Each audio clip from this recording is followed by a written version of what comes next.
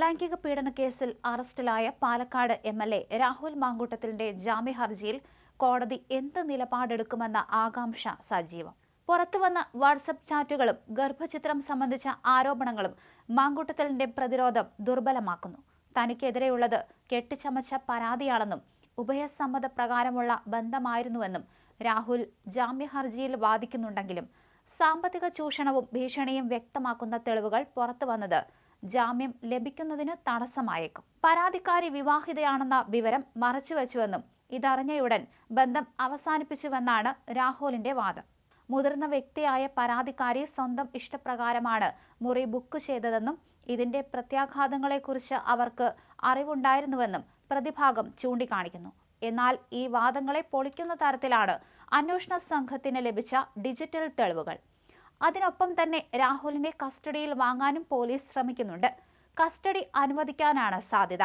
ബന്ധം ഉഭയസമ്മത പ്രകാരമായിരുന്നു എന്ന രാഹുലിന്റെ വാദത്തെ ദുർബലപ്പെടുത്തുന്നതാണ് പുറത്തുവന്ന വാട്സ്ആപ്പ് ചാറ്റുകളിലെ വിവരങ്ങൾ. ലൈംഗിക ചൂഷണത്തിനപ്പുറം കടുത്ത സാമ്പത്തിക ചൂഷണം നടന്നു എന്നാണ് ചാറ്റുകൾ സൂചിപ്പിക്കുന്നത്.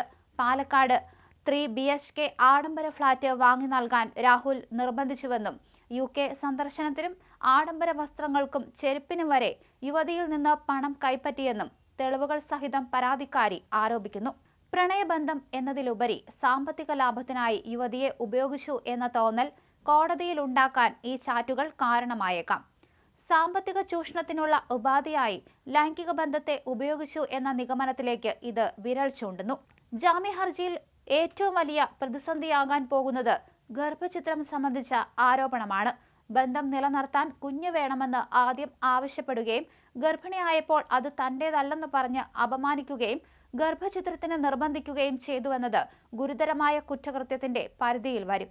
ഗർഭസ്ഥ ശിശുവിന്റെ പിതൃത്വം തെളിയിക്കാൻ DNA പരിശോധനയ്ക്ക് തയ്യാറാണെന്ന് യുവതി അറിയിച്ചിട്ടും രാഹുൽ അതിൽ നിന്ന് ഒളിച്ചോടിയെന്നതും സംശയം ബലപ്പെടുത്തുന്നു. ഉഭയസമ്മത പ്രകാരമാണ് ബന്ധമെങ്കിൽ പോലും ഗർഭചിത്രത്തിന് നിർബന്ധിക്കുന്നത് സ്ത്രീയുടെ ശാരീരികവും മാനസികവുമായ അവകാശങ്ങളുടെ ലംഘനമാണ്. പരാതി നൽകുമെന്ന് അറിയിച്ചപ്പോൾ യുവതിയുടെ കുടുംബത്തെ ഒന്നടങ്കം ഇല്ലാതാക്കുമെന്ന് ഭീഷണിപ്പെടുത്തിയെന്ന ആരോപണം ജാമ്യം നിഷേധിക്കാൻ പ്രോസിക്യൂഷന് പ്രധാന ആയുധമാകും. ജാമ്യം ലഭിച്ചാൽ പ്രതിസാക്ഷികളെ സ്വാധീനിക്കാനോ ഭീഷണിപ്പെടുത്താനോ സാധ്യതയുണ്ടെന്ന വാദം ഇതോടെ ശക്തമാകും.